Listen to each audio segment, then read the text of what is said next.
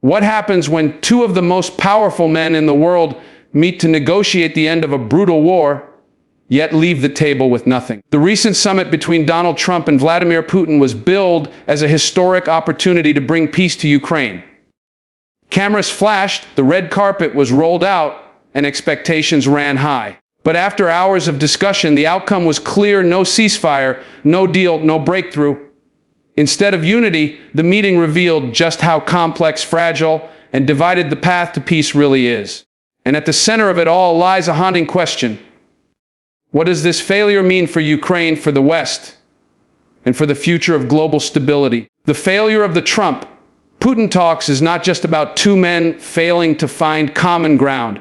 It is a vivid reflection of the deep geopolitical divides that define our age. To understand why no deal was reached, one must first recognize that negotiations like these are never merely about words exchanged across a table. They are about power, about influence, about conflicting worldviews that run so deep they cannot be bridged in a single conversation, no matter how historic the setting may seem.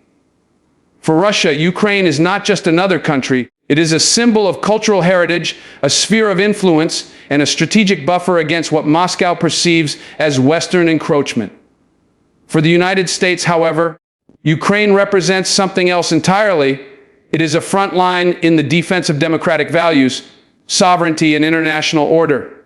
These two perspectives are not simply different, they are fundamentally irreconcilable. And when such foundational differences are placed on the negotiation table, the chances of walking away with a peace deal diminish almost to nothing. Trump entered these talks with the image of the deal maker, the businessman turned statesman who could cut through political red tape and strike agreements where others had failed. But geopolitics is not real estate. It is not about buying low and selling high or persuading someone to compromise for the sake of mutual profit. It is about centuries of history, national pride, and the cold calculations of security and survival. Putin knows this better than anyone. His posture during such talks is not that of a man seeking middle ground, but of a leader safeguarding what he considers Russia's destiny.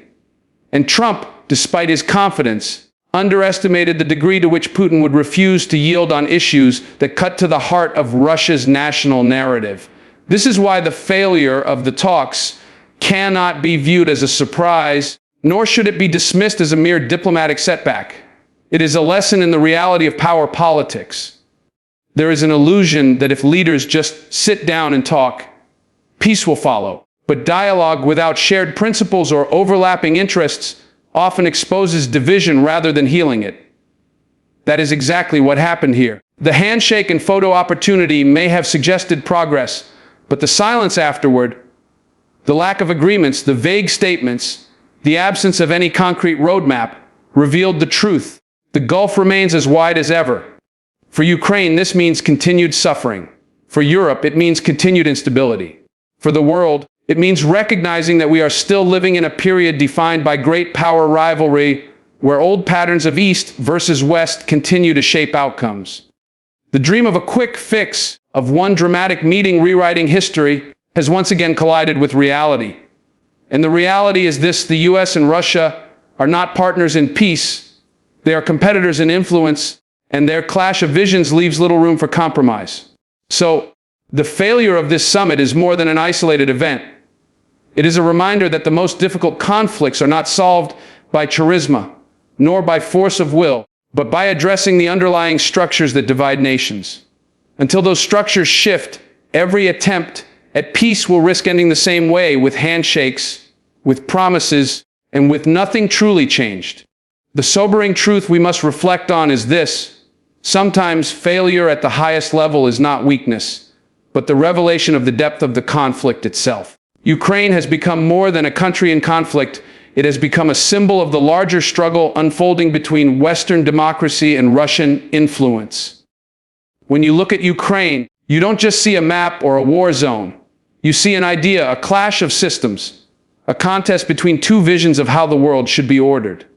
On one side stands the West, with its emphasis on self-determination, democratic governance, and the right of nations to choose their own future.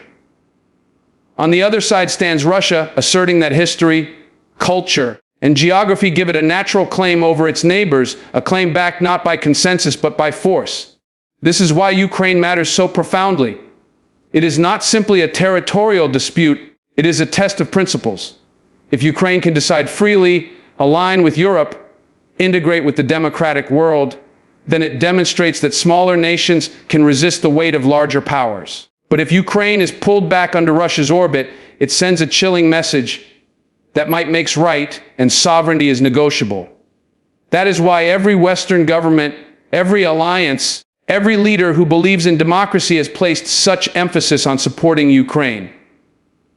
To them, Ukraine is the line in the sand, the place where ideals are being defended with blood and sacrifice. But for Russia, Ukraine is something equally existential.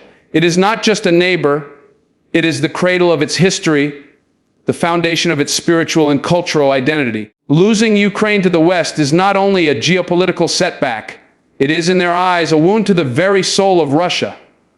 And this is why compromise is nearly impossible. When two sides both see a single nation as the centerpiece of their identity and strategy, there can be no simple negotiation, no middle ground that satisfies both. Each side is defending what it sees as survival. This is what makes Ukraine the central battleground. It is not just a war fought with tanks and missiles. It is a war of narratives, of competing truths, of visions about what the 21st century will look like. Will it be a world where smaller nations are free to chart their own paths? Or will it be a world where power dictates boundaries and sovereignty is only as strong as the military that defends it? These are not abstract questions. They are being answered day by day on the soil of Ukraine. And this is also why the Trump-Putin talks failed to yield peace. Because the issue is not just about ending fighting. It is about the larger question of who defines the future. Any agreement that leaves Ukraine vulnerable, that strips it of its right to choose, undermines the very democratic principles the West claims to protect. And any agreement that pulls Ukraine decisively into the Western orbit undermines Russia's self-conception as a great power. The standoff, therefore, is not accidental, it is inevitable. So when we talk about Ukraine, we must recognize it as the heart of this global contest. It is not simply about borders or treaties. It is about the struggle between two ways of life. And that is why the world watches Ukraine so closely, because its fate will echo far beyond its borders. The reality we must face is that Ukraine is not just fighting for itself, it is fighting for the meaning of freedom in our time. Absolutely. Here's a 500-word expansion of key point threes. The breakdown highlights the difficulty of reconciling national interests with global stability, written in a smooth, intellectual, yet accessible speech-like style. The collapse of these negotiations reveals something deeper than a failure of diplomacy. It highlights one of the most enduring dilemmas in human history, the tension between national interest and global stability. Every nation acts first in the pursuit of its own survival, its own security, its own prosperity. That instinct is as old as civilization itself. Leaders are bound by duty and by pressure to prioritize the well-being of their people above all else. But the paradox arises when those national pursuits collide with the larger needs of the international community. What is good for one nation can often destabilize many others. And in that tension lies the breeding ground for conflict. Take Russia's position. From their perspective, asserting influence over Ukraine is not aggression, but preservation. It is a buffer zone, a shield against what they perceive as encroachment from NATO and Western institutions. To them, this is about survival, about defending their borders and their cultural sphere. But from the global perspective, such actions violate the very principles of sovereignty and self-determination that are meant to keep the world from descending into chaos. The same action, then, is both rational from the standpoint of national interest and destabilizing from the standpoint of global order. The United States and its allies face a similar contradiction. Their commitment to Ukraine is framed as a defense of democracy and international law, but it also serves their own strategic interests. A Ukraine aligned with the West weakens Russia, strengthens NATO, and extends Western influence in Eastern Europe. In that sense, what is presented as a defensive principle is also a calculated move in a geopolitical game. Again, what benefits one side introduces volatility for the whole system, because every move that strengthens one camp is seen as a threat by the other. This is the heart of the difficulty. National interests rarely align neatly with global stability. They overlap only in fragments, and even then, the overlap is fragile. One leader may be willing to compromise, but his opponent cannot afford to show weakness. One side may call for peace, but only on terms that preserve its own dominance. And so the cycle continues, each nation rational in its own calculations, yet irrational when measured against the larger need for balance. The Trump-Putin breakdown exposes this paradox vividly. No agreement could emerge because both men were bound by the weight of national demands. Trump could not risk alienating allies or appearing to concede to Russian aggression. Putin could not return home having surrendered what he framed as Russia's rightful sphere of influence. Both leaders acted rationally for their nations, yet in doing so, they produced an irrational outcome for the world: more instability, more division, more uncertainty. This is not just a political problem. It is a philosophical one. How do you reconcile the reality of competing national interests with the fragile fabric of global peace? History suggests the answer is rarely found in the short term. Empires have risen and fallen on this very dilemma. And perhaps what we are witnessing now is simply another iteration of that eternal struggle, the clash between the instinct to protect the self and the responsibility to preserve the collective. The tragedy is that while leaders debate and strategize, ordinary people bear the cost. It is families in Ukraine, soldiers at the front, economies strained by sanctions, and communities disrupted by insecurity that pay the price for this tension between the national and the global. The high-level discussions may sound abstract, but their failures are written in the suffering of millions.